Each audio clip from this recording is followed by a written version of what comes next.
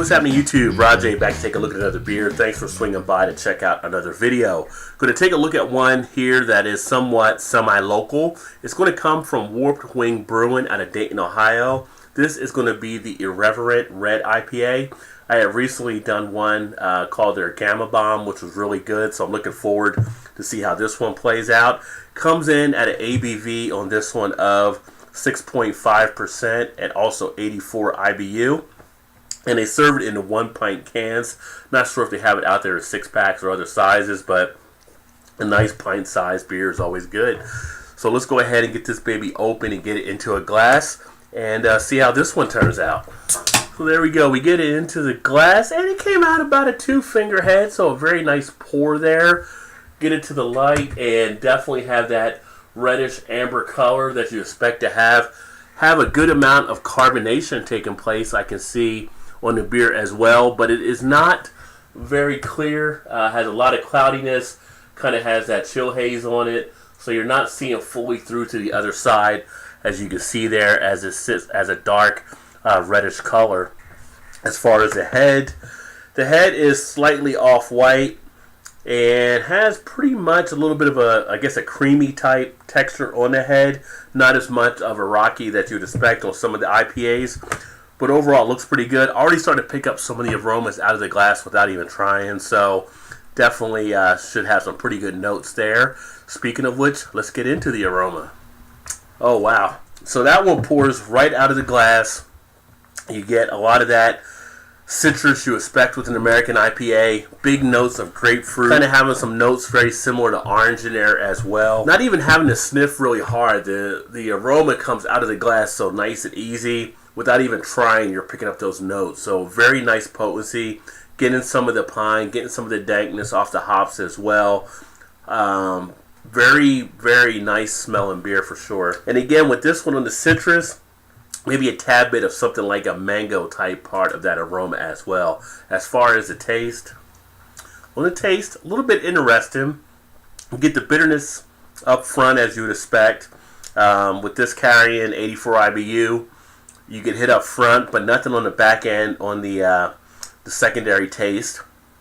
Goes down very nice. Another crisp, refreshing break on this one. Definitely get the taste of some of the kind of citrus type notes in there. The carbonation, it sits okay on the tongue, not too overly carbonated. The body on this one is definitely a medium to full body, it feels. Opens up nicely with flavors inside the mouth. Most of the flavors, though, seem to be staying more to the front of the mouth. Kind of in that upper half of the tongue area. Not getting much flavors flowing into the cheeks and not getting much things in the back of the throat area. A little bit of astringency on the back. You do get that kind of little bit of a puckering type effect. But definitely one that you want to maybe sip on more. You don't want to put it down easy like with many craft beers. You want to sit and enjoy them. This is one you want to sit back and kind of relax with. Like many IPAs, another good one that would be good in this regard to have with something like it's versatile in that it can go well with a lot of spicy or heavy type meats. You look at something like burgers or even steak, to things like some of the spicy Mexican type dishes, to things that might have like say a pepper type base. This can match up very well. Do you get a slight bit of what I would consider some of the booziness that does come through? Not an overly amount. At 6.5, it's not really bleeding through, but you do get part of that taste of the alcohol on the aftertaste. So not as fully smooth as what it was when you consider it versus, say, the Gamma Bomb from Warped Wing. But overall, not a bad beer. I think one that a lot of IPA lovers would actually enjoy. It stacks up very well versus some of the competition out there in that regard. No harshness on the swallow, which is really nice. Get the nice lacing on the glass too as you're taking it down. So head stays around a little bit. I think a solid production from them. So on this one, I'm going to actually give this a B+, so a 3.75 out of 5. I think it holds together well. I think it represents the class well. I think the beer has some pretty good flavor to it. I think it's something that if you're an IPA fan, like I mentioned, you'll sit back and you'll enjoy. And I think that it delivers on most fronts. So There you have it, the Irreverent Red IPA from Warped Wing out of Dayton, Ohio. B plus 3.75. If you had this one before, let me know what you think. Put some comments in the comments section. Love to see what your feelings are about this beer as well. So I definitely appreciate you swinging by. Check out another video.